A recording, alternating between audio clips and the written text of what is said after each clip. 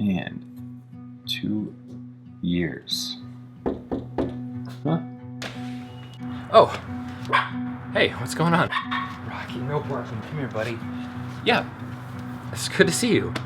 You know, I'm actually just hanging around the house today taking care of some things. You wanna hang out? Yeah, come on in.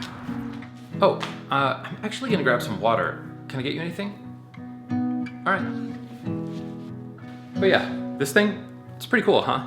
It's a year-long calendar that lines up all the days of the week, all the way throughout the year, beginning to end. I was actually just marking the date today because today happens to be the 2-year anniversary of when I started my fitness habit, going to the gym regularly, several times a week at the very least.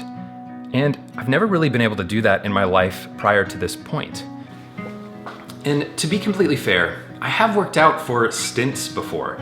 I'd managed to go 6 months and work out really consistently. Inevitably, I'd either get hurt or burn out and just completely break down and then stop. But I've been reflecting on that, and I've realized there were a couple key things that I was doing wrong. In fact, this really doesn't apply to just fitness habits, but it applies to all habits in general. I was doing this wrong across the board. It's one of the greatest things I've learned about Break the Twitch as I've pursued learning how to be more intentional with my life and sharing that stuff here.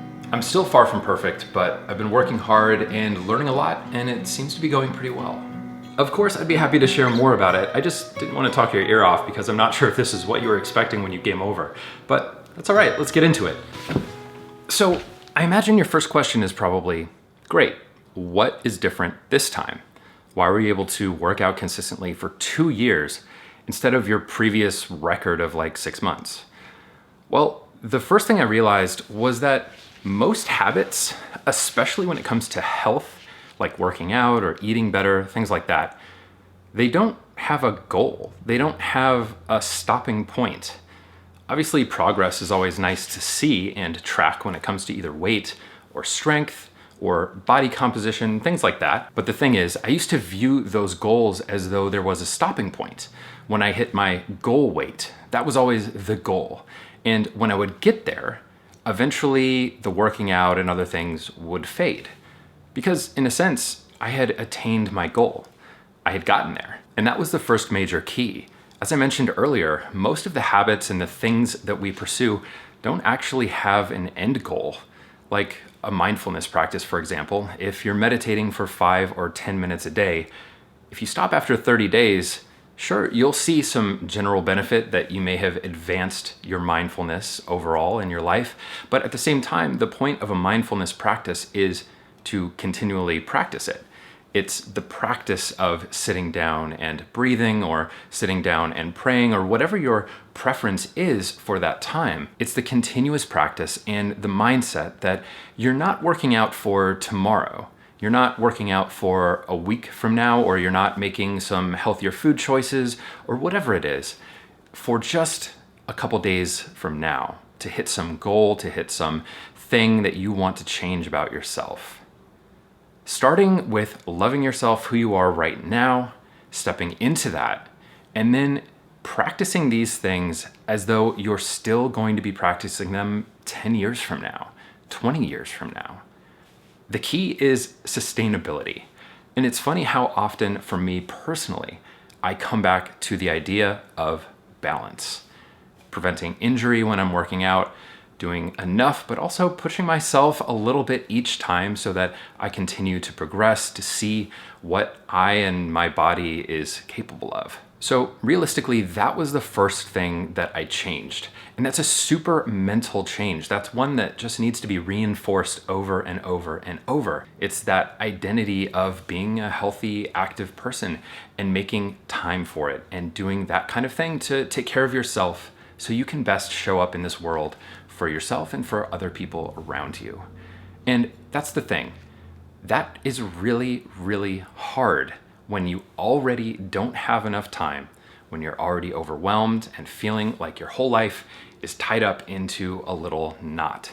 So that's where this second change comes seriously into play. and it's super, super important. So from my experience with this, I found that there are two general phases of habit building. The first one is the introductory period where you're working on building momentum with the habit. And then the second part is the maintenance. And that has to do more with the belief of what I was talking about earlier, where the maintenance is balance, slight progression, not overdoing it so that you get totally burned out. One of the most powerful changes for me was around that first part, the initial momentum building phase. I used to write goals and New Year resolutions that were like, get down to 200 pounds. That is more or less a worthless goal because sure, it has a trackable, attainable number or statistic that I could have gotten to, but it does not imply any of the actual things that would need to happen for me to accomplish that goal. In addition to that, it was a goal with an end date. Once I got down to that number, then what? It's perfectly fine to have a weight goal or a lifting goal within the action goal, along with the others, but the habit needs to stay the same. It needs to stay the primary goal, and it can be adjusted over time as well. What has worked really well for me over the last couple of years for this is taking those goals that feel big and lofty and sometimes impossible and boiling them down, just cooking it down on a low simmer until it is that thick, delicious sauce that works. It'll make the food taste delicious every single time. And metaphorically, what I'm talking about here is cooking those goals down into the actionables, the things that are the thing that you need to do. So let's say you'd like to make a goal to get healthier. That's really big. How about get fit? That's more physical. Good. How about smaller? Work out regularly. Great.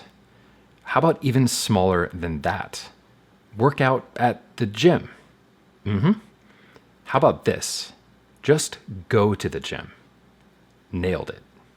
You can take any broad goal like this and nail it down to the repeatable, essential action that will absolutely get you there if you just keep doing it over time. I know you said you had to head out pretty soon here, so I'd love to just leave you with a couple examples of this in practice. If you want to meditate, don't start out by saying, I want to be more mindful. You would start off by saying, I want to meditate for 10 seconds per day. 10 seconds.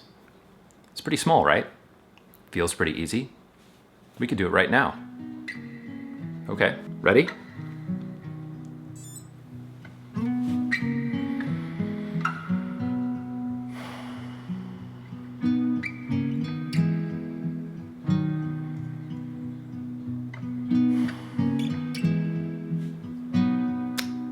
That was 14 seconds. There you go. That's day one. You can do it again tomorrow, and then again the day after that. Felt pretty effortless, pretty easy, right? And that's what you need in order to establish a practice and something that you feel like you can tackle every single day. And the beauty of doing this over and over and really, really small at first is that you build the muscle, your body's desire and your mind's desire to do it more and more. Remember, be kind to yourself. Focus on the action and just slow down. There's no deadline for when all of this needs to be done. It just needs to become a part of who we are by taking small steps along the way. It really does work, and I'm living proof of that. It's changed a lot for me, and I really hope that it can help change a lot for you too. You know, there is one more thing. If you want some support on this kind of stuff and would like some additional resources like a year of audio courses, a private member community, one-on-one access to me, and support from a wonderful community of already 100 members, check out breakthetwitch.com/community. Rocky's a member too, so you can see him there. But check it out, find out more. I'd love to have you as a part of the community as well as we move forward with Break the Twitch together. Take care, and thanks for coming over.